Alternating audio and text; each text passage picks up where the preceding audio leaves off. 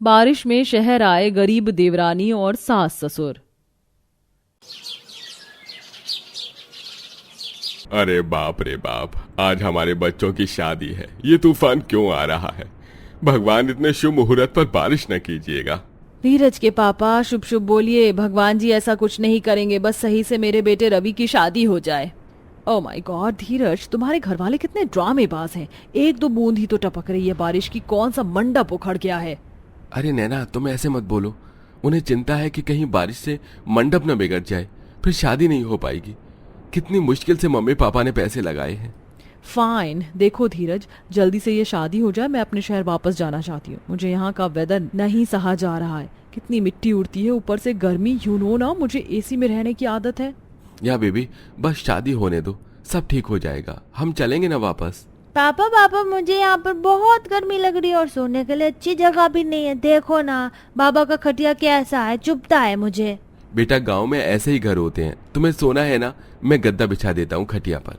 ये बोलते ही धीरज अपने बेटे के लिए खाट पर एक गद्दा बिछा देता है और उसे सुला देता है। मौसम फिर से ठीक हो जाता है और बच्चों की शादी धूमधाम से हो जाती है। सारे मेहमान भी चले जाते हैं। फिर सरस्वती अपनी बहू का गृह प्रवेश करवा देती है। बहू, इस घर में तुम्हारा स्वागत है। शुक्रिया माँ जी। बड़ी और कितनी रस्म रहती है। अब घर में शादी भी हो गई है, देवरानी भी आ गई है। सोने का इंतजाम कर दीजिए, कल हमें निकलना भी है। अब मैं और इस गांव में नहीं रह सकती। हाँ हाँ बेटा, तुम सब जाकर सो जाओ। और विक्की कहाँ है? मैं उसको दूध दे देती हूँ। गाय का दूध पिएगा तो और तंदुरुस्त हो जाएगा। शहर में तो तू उसका ख्याल ही नहीं रखती। माँ जी, आपके कहने का क्या मतलब है? मैं एक अच्छी माँ नहीं हूँ? नहीं बहू, सरस्वती के कहने का ये मतलब नहीं था। अच्छा, तुम सो जाओ। ये जेठानी जी माँ जी और पापा जी से ऐसे कैसे बात कर रही है? और जेठ जी भी कुछ नहीं कह रहे। मैंने तो आज तक किसी बहू को सास ससुर से ऐसी बात करते हुए नहीं सुना। खैर छोड़ो, जाओ तुम भी आराम करो। फिर सब लोग हॉल में जाकर सो जाते हैं। बड़े बहू बेटे के लिए अलग कमरा दे दिया था। अगले दिन वो चले जाते हैं। अब घर की जिम्मेदारी नई बहू देवरानी संभाल रही होती है। साथ ही हर रोज बारिश हो जाती है, जिससे घर के बाहर कीचड़ भी रहती है। एक सुबह सरस्वती फिसल जाती है।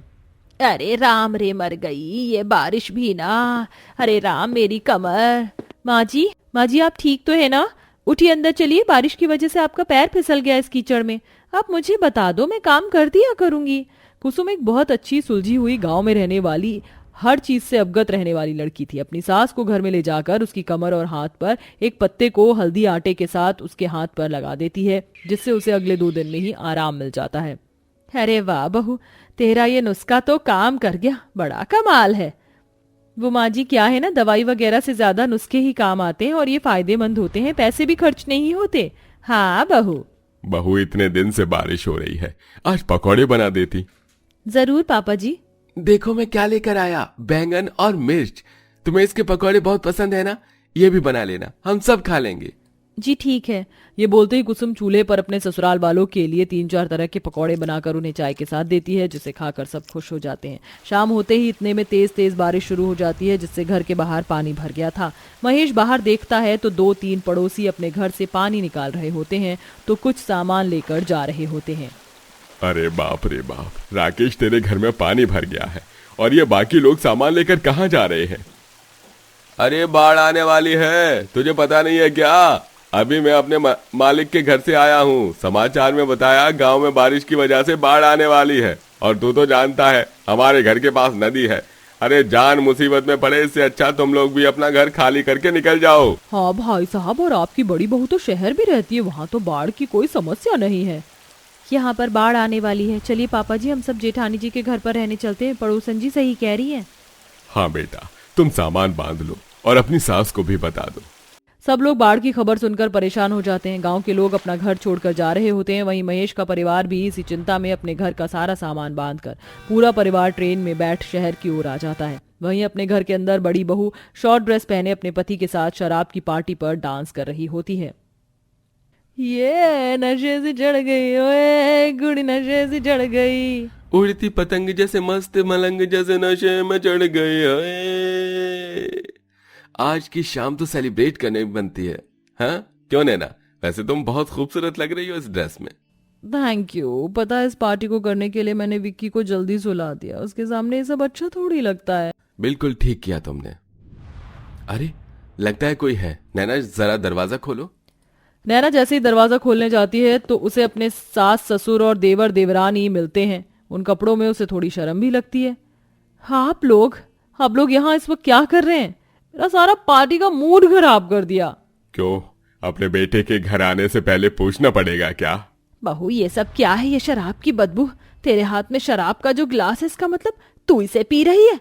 और ये तूने कैसे कपड़े पहने हुए हैं? तुझे अकल वगैरह नहीं है क्या? वो माँ जी, सेलिब्रेशन था इसलिए ऐसा किया। पापा आप?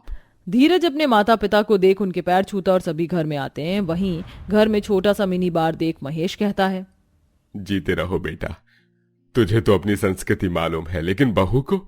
और ये सब क्या है? इतनी सारी शराब की बोतलें? भैया आप ये सब पीते हो क्या?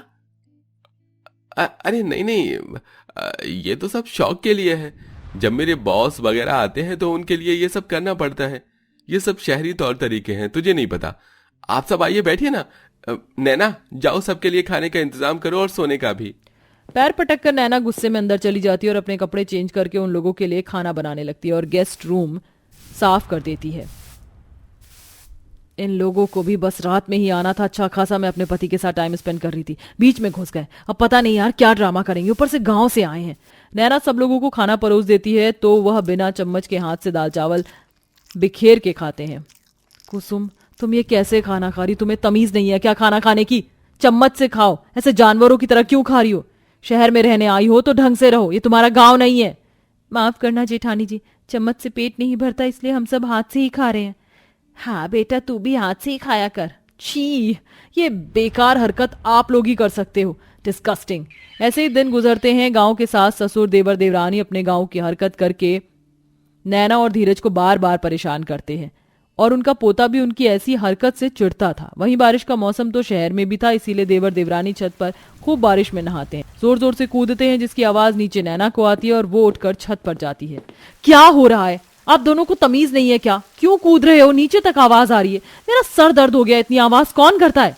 सूरी भाभी, ये बिल्डिंग इतनी ऊंची है ना कि नजारा बहुत अच्छा लग रहा था, इसलिए हम मस्ती करने लग गए। ये सूरी क्या होता है? सॉरी बोलते हैं। तुम लोगों को ठीक से बोलना भी नहीं आता। आए बड़ा शहर में रहने वाले। नैना नीचे जाती है, तब तक सास गोबर से रसोई लीप रही होती है। नैना ये देख अपनी नाक बंद कर लेती है। माँ जी, ये सब क्या है? मेरी मॉडर्न किचन में गोबर क्यों लगा दिया आपने? अरे बहू, इससे बरसात के कीड़े मकोड़े घर में नहीं आते और रसोई को सुरक्षित रहना चाहिए, इसलिए लीप दिया। हे भगवान, जब से ये लोग आए हैं ना, इन लोगों ने मेरी नाक में दम कर दिया है, सबसे ज्यादा उस देवरानी ने। मुझे मेरी रसोई साफ चाहिए राइट नाउ। एओ मम्मी, इतनी गंदी बदबू कहाँ से आ रही है? आपको पता है मेरी चप्पल में भी गोबर लग गया, बाहर दरवाजे पर पड़ा हुआ है। क्या? ये सब तुम्हारी दादी का किया धरा है। नाक में दम जो कर दिया है, आप और आपकी गांव वाली बहू ही इसे साफ करेंगे। मुझे आप लोगों को ना घर में घुसने ही नहीं देना चाहिए था। रिडिकुलस। पता नहीं जाते क्यों नहीं है यहां से। ठीक है बहू। नैना की बातों से सास की आंखों में आंसू आ जाते हैं। कुसुम ये सब सुनकर कहती है, बस दीदी बहुत हो गया।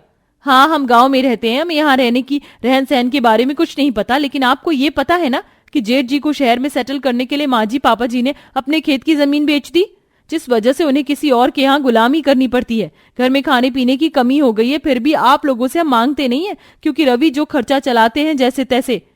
माँ की पापा जी ने कितना कुछ किया भैया के लिए, और आप चंद दिनों के लिए यहाँ नहीं रख पाए। हम भी यहाँ नहीं रहेंगे। वो तो गांव में बाढ़ आई थी, इसलिए हम उससे बचने के लिए यहाँ आए थे। ये सब सुन सब लोग आ जाते हैं और नैना को अपनी गलती का पछतावा होता है। क्या? गांव में बाढ़? भगवान का शुक्र है आप सब यहाँ आ गए और मुझे माफ कर दो कुसुम, मैंने अपने गुस्से में पता नहीं क्या क्या कह दिया। तुमने बिल्कुल ठीक कहा। आज ये जो कुछ भी है माँ जी पापा जी की वजह से, इसलिए मेरी छोटी सी गलती को माफ कर दो आप लोग। जब तक रहना चाहते हो रह सकते हो। सॉरी माँ जी। कोई बात नहीं बहू, जिंदगी तो गलतियों में सीख कर ही गुजरती है, एक तेरी सही। फिर तीनों एक साथ मिलकर घर की सफाई करते हैं और सब एक साथ खुशी खुशी रहने लगते हैं। कुछ समय बाद गांव के लोग वापस गांव में लौट जाते हैं।